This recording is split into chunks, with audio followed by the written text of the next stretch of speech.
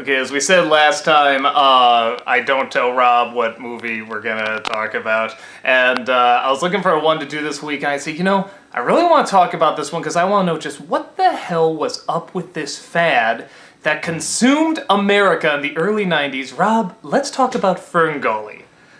Let's talk about saving the rainforest and how, that was the most... hate the environment? No! This was the most important thing in the world. It was. In the early 90s, if you were a little kid. They made it feel like all of it was on us. No, there were also whales. Oh, yeah, God whales. save the whales. No, like in that it's Star Trek movie. Yeah, Star Trek 4 is what you're thinking of. Was that 90s? No, it was 80s. Doug, to hunt a species to extinction is illogical. Who said the human race is logical? Yeah, whatever. Give us the whales. I'm gonna go on a religious show. That's extremely logical. 7-7, so I'm going. Yeah, that... Okay, you're obviously older, and I'm gonna say that was I, definitely a '90s thing because I don't. The Who 80s even talks about the rainforest anymore? And it's, I'm not saying I'm anti-rainforest or whatever, it's just but it was suddenly Hey look, it's Toucan Sam! Thing. Burn his home to the ground! But it was the biggest thing, and everything was aimed towards the kids. It felt like the kids will save it, the kids will help us, and they never told us how. It was just the rainforest is important, it's very, very important, and it's being destroyed. It's being destroyed. So fairies, everything being destroyed. And we're like, oh my God! And that's this is what happens when Democrats take over the White House. It's because Clinton got in office, goddamn. Actually, maybe. No, because it was just so weird. I'm not, like I said, it's not anti-important or anything, but it's why the whole world, for about 5 or 6 years was rainforest. And I'm okay, it's important, but I feel like there's more important things that we could put in the center and we could be showing to kids. Maybe it was just I don't remember it in the 80s as much. No. The 80s, well, you know why? Because the 80s we had other things scaring us. We had the fucking Russians with their nukes pointed at us. Well, we had Wall Street, everything. And 80s we had was this very weird much... guy with a birthmark in the shape of Whistler's mother on his head, and we didn't know what he was about, and Reagan was just Gorbachev, tear down this wall, and we thought the world was gonna blow up, and then we had AIDS! AIDS everywhere! Just AIDS, AIDS! Yeah, everybody getting AIDS and shit. And then Wall Street, everything was about making money for yourself, and the huge profit and stuff. So, I mean, it was I think we were too busy being scared and coked up in the 80s. Yeah. To give all sorts of new drugs. To give a shit about the rainforest. But I feel once everybody checked into rehab for their drug addiction they became hippies, and they're the rainforest, man. That's what's important, the rainforest. There was a cultural shift. There really was. Because, global warming was the next big it thing in the 80s. I do remember that, because I remember, it was 1988. I remember seeing some sort of special in school, and they were talking about it's going to be, in the year 2000, it's going to be 1,000 degrees, and the seas are going to be melting, and well, actually, we're kind of halfway there. So, they weren't entirely wrong, but it... Yeah, Gore comes out age just later, because everyone forgot about age. Just oh, look, we were kind of right. the funny thing is, from what I remember from that special to what we have now, I'm actually, it's not that far off. Yeah, I was just thinking about it, I'm yeah, it's always really hot around here in summer. It's... But the climate, I very much believe in climate change. No, the summer... we're from Chicago where the weather is never normal. We're still in a drought. Yeah, and it's still hotter. Crazy. Well, ask the fucking pictures of California with, the reservoirs that are, down to zilch now. The only thing that they were not saying, because back then they referred to it as global warming, was that the winters would get shittier. I didn't know that. If they had told me that originally, I would have been, we're fixing the ozone. Right now, Chicago, right now, is always a season off. Only now are we starting to not get rain, and May is almost over. So it's May showers bring June flowers. Well, I and guess. Chicago weather is always such where it's if you don't like it, wait 5 minutes. Yeah, I mean, now it's 5 seconds. But our seasons are even crazier now. Yeah, I feel from what I remember as a kid living in the 80s around here, and then the early 90s. We're getting really sidetracked. We'll get to FernGully in a minute. But from what we have now, well, you brought up. We're talking about the fucking environment. It's your goddamn fault. I feel like it's definitely the weather's crazier now than it was when I was a kid. It was way more predictable. It's like, okay, you'll get snow from about this month to this month, and you generally get around this amount, and you always have an off year where it's a little crazier, your El Nino year, but I feel like the past 10 years I've been living here, I'm like, it's been nuts. I will say this, like, it's been crazy. But tornadoes in like late November now around pretty much, here. but here's the funny thing. When you expect the crazy times now, because, we have really intense winters and stuff, but now it's like the winters won't get crazy until like maybe March or something like that, and then we'll actually have an okay winter. So everything's like a season off or a couple months off. We also just had an El Nino. But that's kind of nice though. I'm almost like, global warming's giving us some nice winters. Which Here? And then talk to California. Destroying the rest of the world. Talk to California or Australia. Isn't half of that all on fire now or something? No, honestly, whenever I woke up on a winter morning and it was like actually really nice and pleasant, I'd be like, thank God for global warming. But no, it's still obviously a big problem. Obviously, the scare campaigns did not work with us. Yeah. We're going to get... It's going to be so many tinfoil hat types talking about the global climate change conspiracy and how it's all a lie. Watch, the comments are just going to be chock full of it. No, like, again, we'll get to FernGully. I was skeptical too, in terms of like the research and how detailed it is. I don't know. I just walk out friggin' side and it's like, this is not the weather I normally have, and we're from a place where the weather's already crazy. Fox News says. Well, there you go. The chart at Fox News says.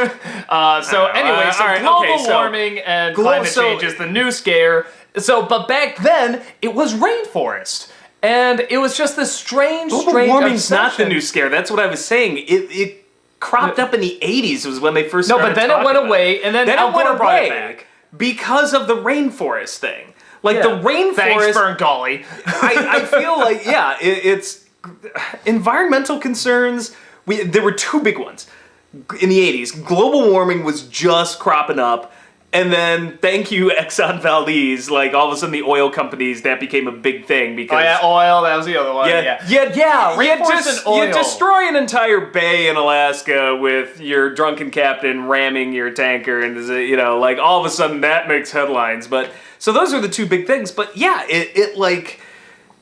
rainforest, I just don't remember hearing about it much until, like, the early 90s. And it was just, like, slap in the face, like, everywhere. The advent of... and part of it is... fucking Captain Planet. I think, like, Captain Planet somehow, like... Well, Captain Planet did a lot of that stuff, but certainly... But it was, like, everything... Tiny Toons talked about it. Animaniacs talked about it. Like, every cartoon show that was on at the time had something about it. There was tons of movies aimed at kids, and it seemed like we're mostly gonna aim at kids talking about this, so I just knew, okay... Rainforest important. I hate watching these boring, awful things, but I got rainforest important. What do you want me to do about it? And they never said what to do about it. Hey, what could we do about it? Captain Planet did. Turn off your water when you're done using it, and always make sure to turn off the light. And recycle. That'll save the rainforest. So yeah, it's weird because it wasn't just being environmentally aware. Let's be fair. Didn't Captain Planet? I swear to God, like everyone's over there, like, right, you're a congressman. Did they? Maybe they did. It's like Superman though. It's like some Congress like, little Timmy from South Dakota wants me to save the rainforest. I'll do it. Yeah. Superman 4. Get rid of all our nuclear weapons. Little Timmy is angered. But yeah. So. And here's the other thing. There's two things I was thinking going into his real thoughts. Is like, what was that obsession with the rainforest? Why did it just take over kids' media? Even though, again, it's not a bad cause, but why was that the number one thing we had to hammer into kids? I think there were a number of things coming together at once. One, I'm not entirely lying. There was a culture shift. I think part of it was, we got out of the Reagan Bush 1 years. I think there was a consciousness of just coming out of the 80s that we're all just like, wow, we're all a bunch of selfish pricks. Yeah, we have let's do something to make ourselves feel better. The rainforest destruction was an actual issue. Like, it's not like that was just made up. Like, I know. So that actually was legitimately happening. There were movies like The Mission and stuff that were talking about the indigenous tribes in the rainforest, and that was happening in the late 80s. That, like, we're destroying the native tribes there, so that happened at the same time. You had this push I want to say it started in the late 80s and early 90s to make kids entertainment educational. Like there had to be some certain amount. Yeah, that's true. But why the rainforest? Why was that the biggie for kids? Because it's easy. But it seems like the thing that kids can't do anything about. Exactly what parents wouldn't love to have a problem. Like, all right, let's just send a letter to our congressman. There, we did it. We helped save the rainforest. Okay, now I'm getting it. Okay, so you start talking to these kids, making like, no, educational, when really this is the easiest bullshit. Save the rainforest. You're done. You don't have to put any extra effort into something. That kind of makes sense. We want to do something for a good cause, but we want to do it as lazily as possible. It's the perfect California answer too, because it's like, I like tropical paradises. I live in California. I'll help save the rainforest and throw money at something, and it's easier than being like, oh yes, I'll get involved in this geopolitical situation. Like, what are you gonna do? Be like, save the Middle East? You don't want to wade into that minefield of politics and religion, and like the rainforest is easy. Who doesn't love toucan sand? But the downside is the rainforest is also a little boring. So they have to add things like fairies and little well, I guess there are kind of dragons in the rainforest. I mean, not like dragons, but you know what I'm talking about. Yeah, and we have to make these smog monsters and smoke monsters and stuff. So this brings me to my second thought about this movie. I'm really curious. No, I'm really curious to hear your thought on this. If you took out all the environmental stuff, all the stuff about saving the rainforest, and it wasn't about pollution, it was like some sort of magic monster that just wanted to eat these fairies and stuff like that, everything else was the same, would this have been a good movie? Didn't they make that? It was called Avatar. And that was not a good movie. And that was still about saving the rainforest and white man sucks and stuff like that. I mean, I'm was talking about saving Pandora from unobtainium. Yeah. That's... Would it have been a good movie? I was thinking that. It would need a few major rewrites. Yeah, because the thing about this film, this is not especially at that time for all the rainforest stuff, this is not the worst offender. It really is not. No, but there was, I will say this, there was something about it that I felt like, everything just felt like it had just bottomed out. Because I remember I would have been 13? When this came out, 14? I probably would have been like 10 or 11 something. Yeah, 13 or 14 maybe when this movie came out. I remember clearly seeing the trailers and just literally as a cynical middle schooler or a high schooler freshman or something, just literally looking at it like, this is the stupidest looking thing. It just... See, I feel like I had a little bit of an inkling too. I kind of knew what they were going to do. I feel like I just got this feeling like this had bottomed out. The whole environmental message thing, because you had Captain Planet as well, I just feel like, okay, we've hit rock bottom. We have played ourselves out on this. We really haven't. We had much more. On. We had at least 3 more years of this. We did, but I thought that was the bottoming out. I'm just it's never gonna get better. It's just, this is it. For me, I think that from here on I think out. Then Captain Planet was when I was starting to notice it. That's so funny. When you were getting tired of it, that's when I was starting to notice it.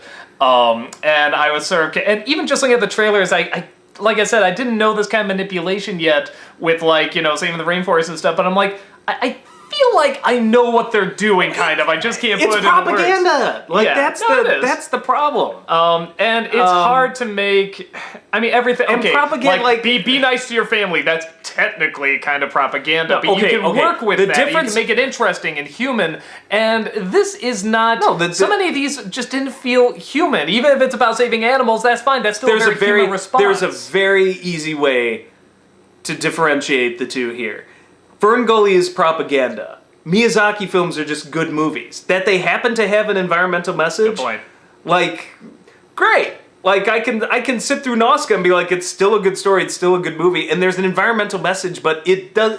Here's the problem. This movie feels like it was made to deliver an environmental message and not tell a good story. Miyazaki films feel like they're made to tell a good story that also just happens to have an environmental message in it. You know another great example? Because that's his viewpoint. Another great example, it's so weird, but that Saturday morning Sonic cartoon actually had a very good environmental message, and it was not shoved in your face. It was very subtle. That was a fucking Star Wars story, like, Yeah. and like we were all wrapped up into it because of that. So And it really wasn't until later I really started looking at this. I just kind of got the feeling, and you're right. It was focusing on telling like a good the story Ewoks. first.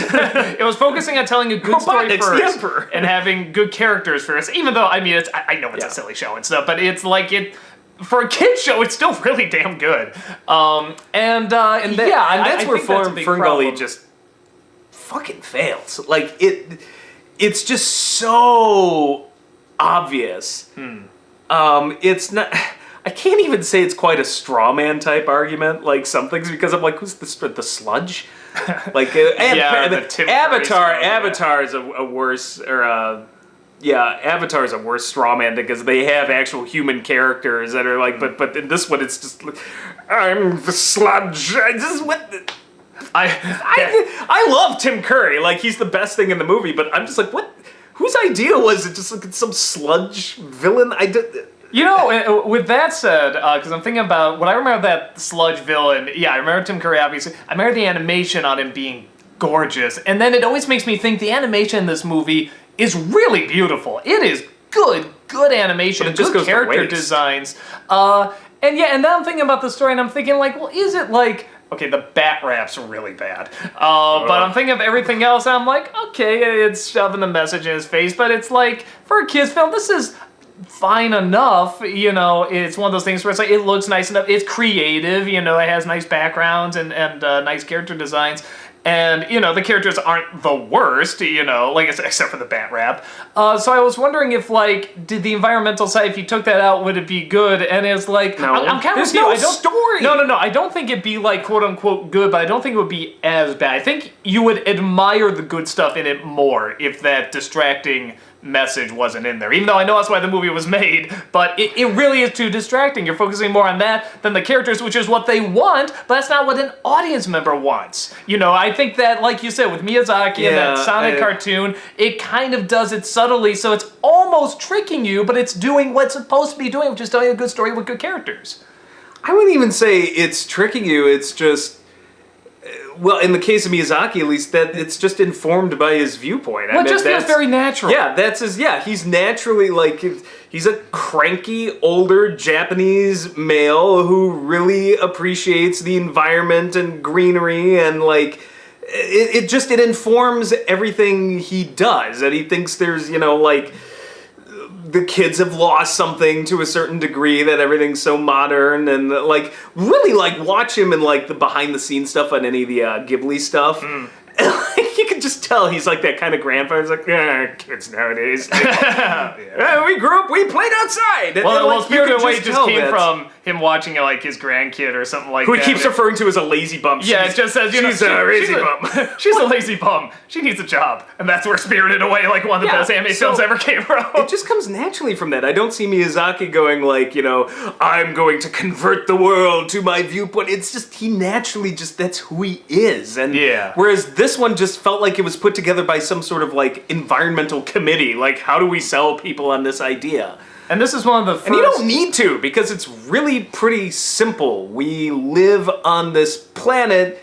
You really shouldn't shit on it too much. It's not a hard idea to sell. Yeah. Well, that's what, you know... If you need to sell it, I think you're actually doing something wrong. Well, you know, and here's something that clearly it had a message, and it's shoved in your face, but I thought it was so much more effective, and that's the Lorax, the book, not the shitty movie.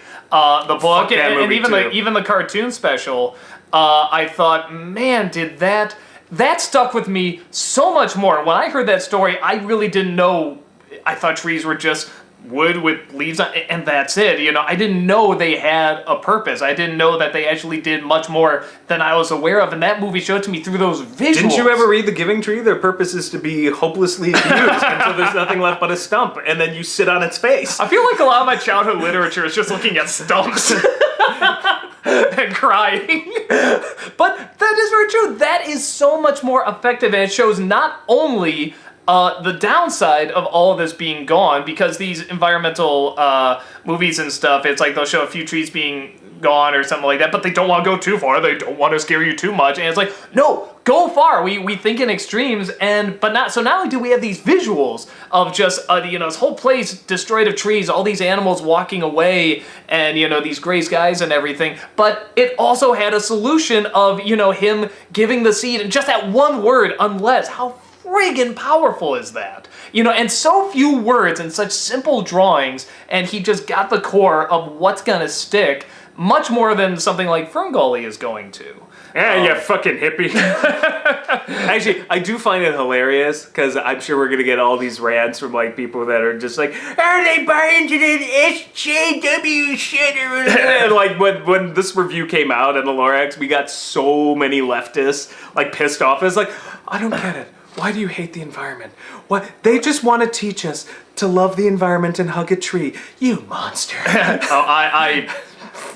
I love pissing off both sides. I really do. I don't like to belong to either side. I think it's I just call it like I see it. I don't like to be freaking manipulated. So yeah, and what a shock! No matter what side you choose, if you choose a side, there's gonna be a lot of manipulation, a lot of lying, and a lot of propaganda. And yeah, that's just how it's gonna go. And I don't like but to get no, side. Doug, I like being in the middle. Their saying, hey, side is right. Yeah, whoever Their side it side. is. As long as we're right and they're wrong, it's okay. Well, but this person's a psychotic maniac on our side, so it's all gangs. That's always what I say. It is pure gang mentality, Nerd gangs. Yeah. Oh, well, I'm not talking about nerd gangs. gang. No, I'm just talking. But yeah. Honestly, I mean, with nerd gangs and stuff like that, and like politic gangs, it really is such a gang mentality, and yet we're fighting so strong to be away from that. But the only way to fight that gang mentality is to join our side.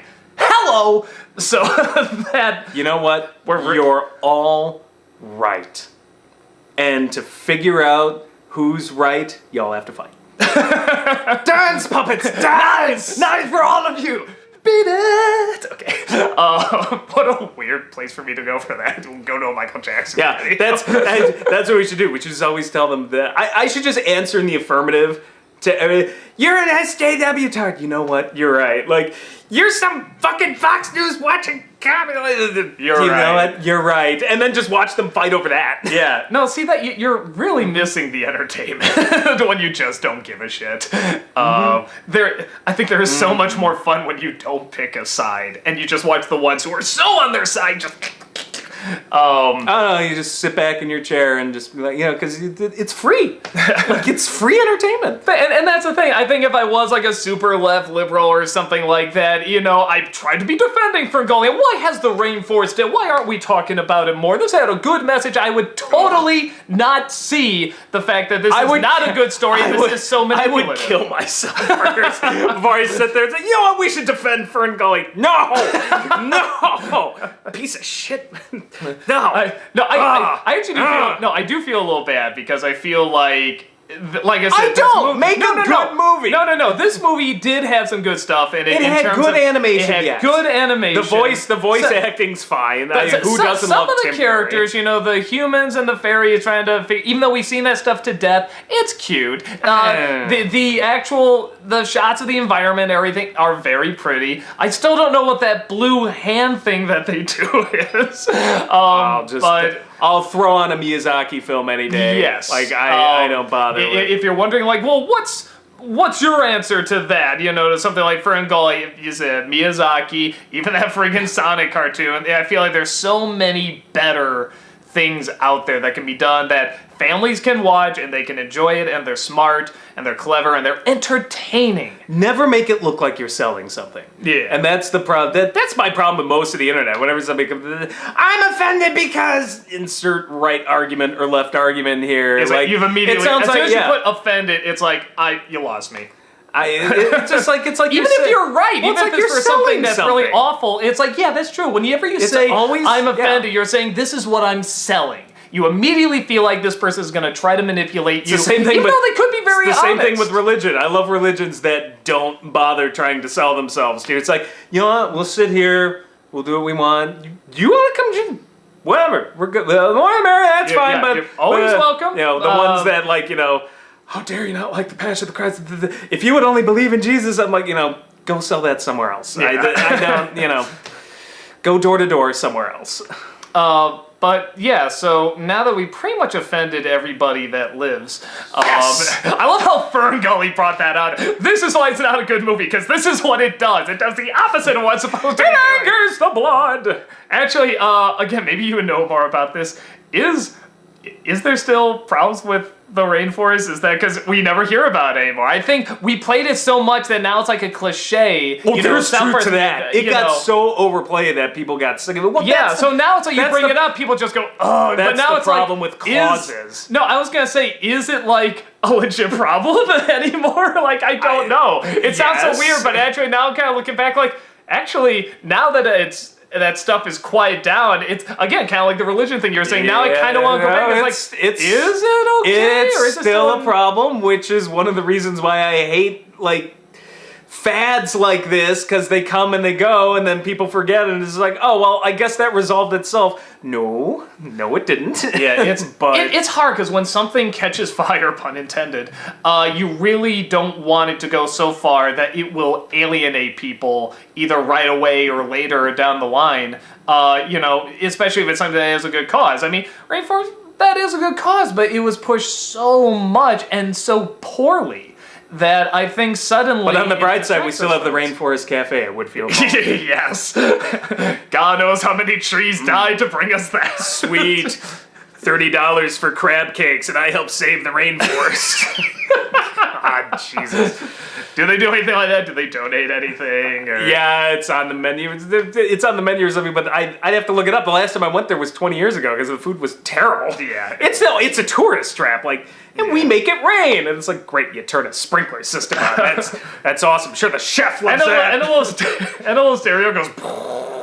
It's basically, all they did is the same thing they do at our Jewel Osco grocery store. Yeah, when they have to water fresh water, there's some announcers like, freshwater misting is coming on. And it does this little thunder and lightning sound. Put your head under there, it's the Rainforest Cafe. If you eat some of the food, it'll be more healthy than the Rainforest Cafe. Miss the fruit. That is the Rainforest Cafe, only with, some animatronic Toucan Sam, and some trees. It's like a lame ass version of the Tiki Room at Disneyland.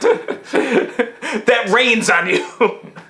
I've been to Disneyland recently. The Tiki Room is pretty lame. Yes. So that's gotta be really lame. But no, there are worse things. You could be stuck in the Hall of Presidents, which you only go see when it's literally raining outside. You're like, I need to get out of here. So now watch, I'm gonna have historians. I'm offended that you would make fun of our founding fathers. Gotta be a name for just we should just make a list of people we can offend. Yeah. And just well, run I think through that's all we do. We never talk about the movie. We just talk about people we want to offend.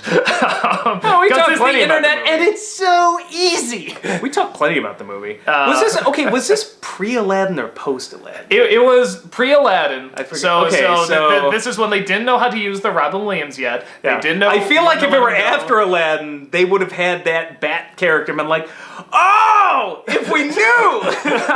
God damn it! Because I remember watching it, I'm just like, really, I love Robin Williams, and I thought this would be tailor-made for him, but I'm like, I feel like he's actually not used well enough. They have him rap. Robin Williams was a very talented man. He was not a rapper. No. And, that's what you did. And, yeah, I'm kind of with you when Aladdin came out. They just saw this movie, and everybody that worked on FernGully just went, oh! Shit! He can be funny?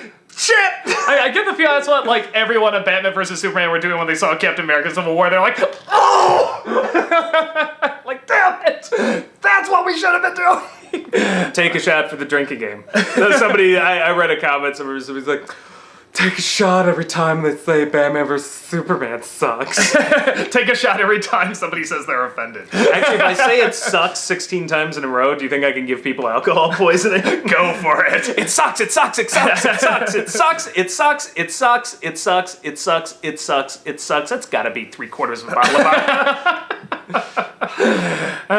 So, anywho, I don't like the movie. I don't think it's the worst, but like I said, I do think the animation is beautiful. Voice acting is fine. Some of the characters are okay. You know, the fairy's okay, the main fairy, and some of the side characters.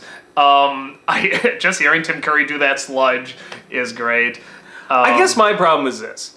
To me, there is nothing more laughable, like hilarious, than right-wing propaganda. There is nothing more insufferable to me than left-wing. And I'm not saying very well put. I'm not saying right-wing propaganda is like great. I'm saying it's like you just look at it and you're like, okay, like this, what the Tee hee like, ha ha. When you know left-wing stuff's coming, but it's like, oh, left-wing stuff, it's like listening why to the is most that? boring shit on NPR. You're just like, oh, shut up. Yeah, it's like the right-wing stuff, the extreme stuff is pretty funny. The left-wing stuff, Because it's so bad, because it's so batshit crazy. Yeah, it's like whenever Bill Maher or Michael Moore comes on, it's like, I can't laugh. I can't be like, tee whatever. I'm like, oh, shut up! It's the same reason, like, I can't stand listening to Al Gore give a speech, but when Donald Trump opens his mouth, it's like... So, again, I think we've just alienated every person. Job well done. I feel like we've done well. But... yeah, so there it is. I don't hate FernGully, but I'm kind of with you. I hate it. I did not like watching that movie. I like the no animation regrets. enough. No regrets. But yeah, there you go. If you haven't tried getting in a flame war down below, you will. You will. But do not use those flames to set the rainforest on fire. That's what matters. Yeah. We've added nothing to life. You want to go, like, kill a baby seal? Got one in the kitchen. Been holding out on me. Yeah.